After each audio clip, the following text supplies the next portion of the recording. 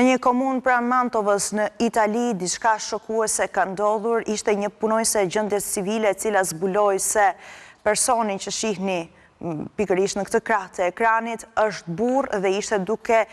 personifikuar të ëmën, duke u maskuar si e ëma. Punojësja menjëherë dalloi se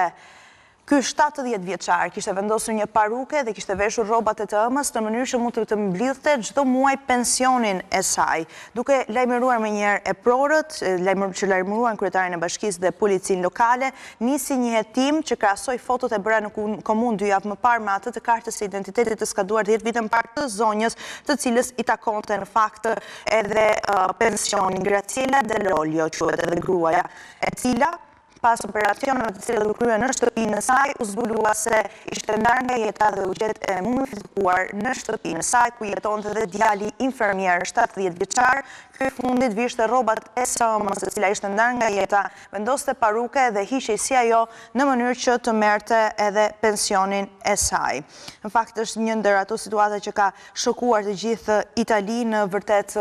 skenar filmash edhe shumë e trisht, sidomos kur mendojnë që gruaja të qëndronte për disa muajsh në shtëpi